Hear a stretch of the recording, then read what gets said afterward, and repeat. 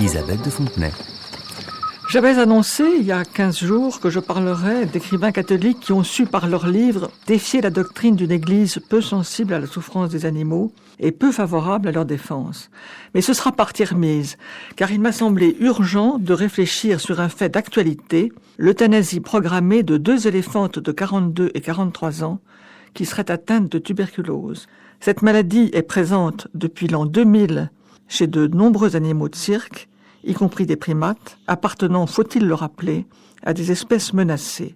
Ces 2 éléphantes ont vécu à proximité d'une 3e, laquelle est morte de tuberculose, ce qui justifierait l'application du principe de précaution, alors même qu'aucun test n'a détecté avec certitude leur contamination.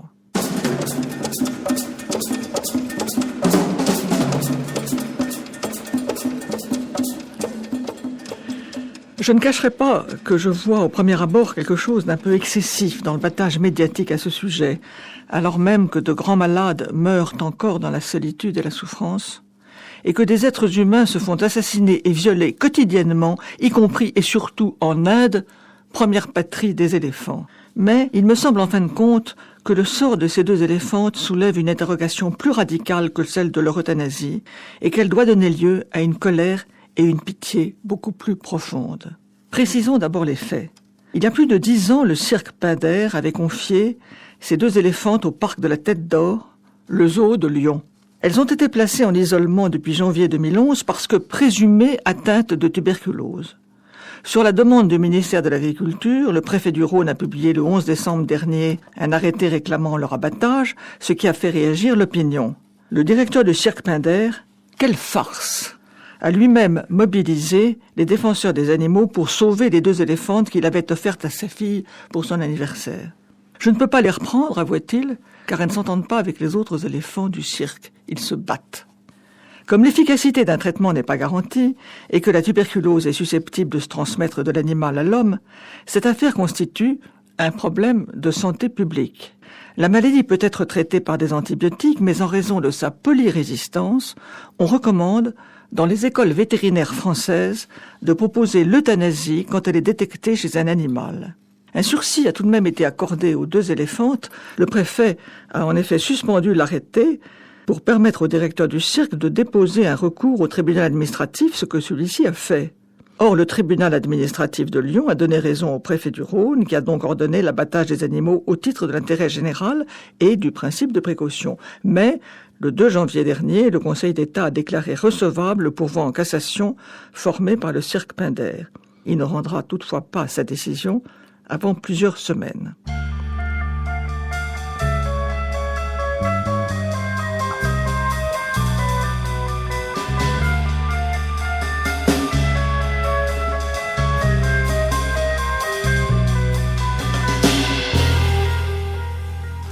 L'association de défense des animaux, Code Animal, estime, je cite, que ni le parc de la Tête d'Or, ni le cirque Pinder ne se sont vraiment mobilisés pour soigner ces animaux, ce qui aurait impliqué une procédure laborieuse et coûteuse.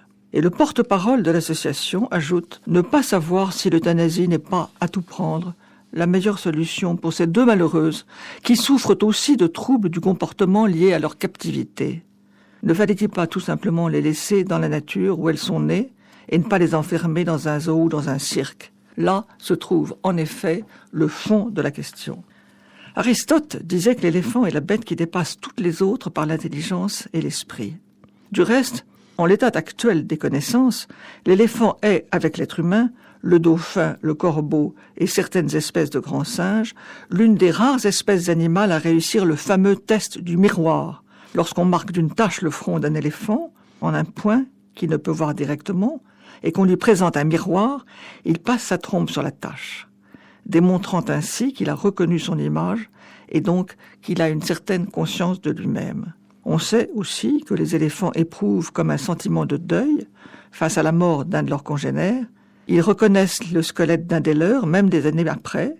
Ils soulèvent alors délicatement les os, les hument, tournent autour, et puis repartent. Les éléphants vivent dans une structure matriarcale depuis 5 millions d'années. Leurs troupeaux sont composés d'une dizaine d'éléphantes et de jeunes éléphantaux, car après la maturité sexuelle, les mâles quittent le groupe. Jean-Claude Ameisen, dans un livre sur les épaules de Darwin, qui reprend les textes de ses émissions sur France Inter, a consacré des pages passionnantes aux derniers travaux sur les matriarches éléphantes, c'est-à-dire aux grands-mères et même aux arrière-grands-mères de parfois plus de 60 ans qui conduisent de 8 à 15 femelles et des jeunes mâles. Plus la matriarche est âgée, dit-il, plus elle a de mémoire, plus elle détient la mémoire du groupe. Je vous lis une page du livre de Jean-Claude Ameisen. Les matriarches émettent des appels infrasoniques pour guider leurs troupeaux. Les mères émettent ces appels pour appeler un éléphanteau qui s'est éloigné, et les appels de contact des troupeaux qui se rencontrent sont eux aussi émis dans ces infrasons. Connaissant l'histoire individuelle depuis 30 ans de chacun des éléphants de 21 familles, des chercheurs ont enregistré puis diffusé par haut-parleur à chacune de ces familles une série d'appels de contact provenant soit de groupes d'éléphants que les matriarches avaient rencontrés il y a longtemps, soit de groupes qu'elles n'avaient jamais rencontrés. Chacune de ces 21 familles répondait aux appels de contact de groupes inconnus en se disposant en cercle, en adoptant une réaction de défense et en remuant leur trompe, humant l'air environnant, à la recherche d'odeurs. Mais le comportement des familles était très différent en réponse à des appels émis par des groupes d'éléphants qui avaient été déjà rencontrés par le passé. Les familles menées par de jeunes matriarches, âgées d'environ 35 ans, répondaient très souvent à des appels de contact émis par des familles d'éléphants rencontrés par le passé, de la même manière qu'à des appels d'inconnus, en se disposant en cercle, puis en humant l'air, en remuant leur trompe dans tous les sens. Mais les familles menées par des matriarches âgées de 55 ans et plus n'adoptaient pas cette réaction d'alerte et de défense en réponse à des appels provenant de groupes d'éléphants déjà rencontrés par le passé. Elles les accueillaient dans le calme. Et ainsi, les matriarches âgées semblent être les gardiennes de la mémoire du groupe, lui évitant les réactions émotionnelles d'angoisse qui provoquent un stress inutile et lui permettant de poursuivre une forme de coexistence pacifique et de coopération avec des groupes déjà rencontrés par le passé.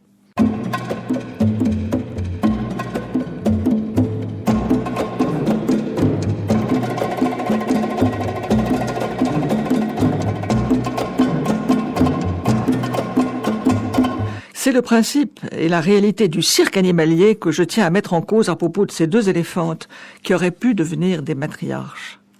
Un philosophe, Max Horkheimer, auquel je me réfère souvent parce que lui-même et son ami Théodore Adorno ont écrit des textes dans lesquels ils critiquent le sort que la raison triomphante a réservé aux animaux, Horkheimer, donc, écrit ceci, je le cite. « Devant l'éléphant de cirque, la supériorité de l'homme, imbattable dans la lutte pour la technique, est en mesure de prendre conscience d'elle-même. On introduit l'animal circonspect avec le fouet et le crochet de fer. Au commandement, il lève la patte droite, la patte gauche, la trompe. Il tourne en rond, se couche avec difficulté et finalement se tient dans les claquements de fouet sur deux pattes qui peuvent à peine porter le corps si pesant.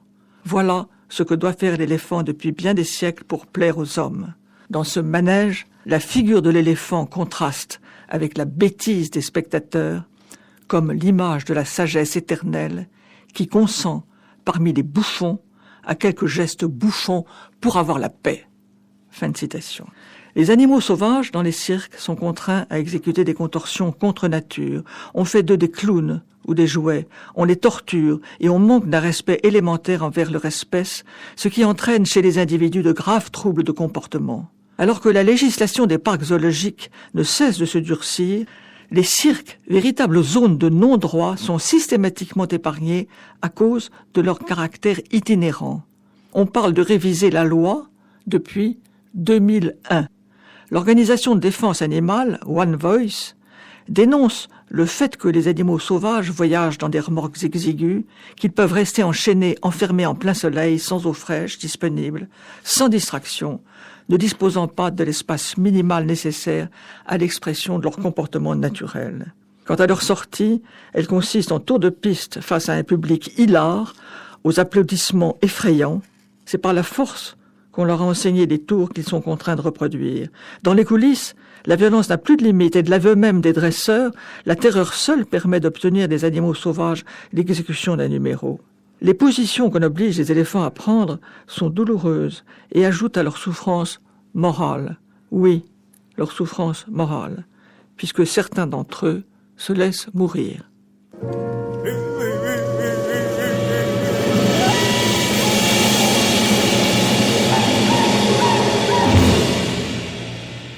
C'est une leçon barbare pour les enfants que ce spectacle de l'oppression d'animaux si forts et si nobles qu'on manipule et qu'on ridiculise.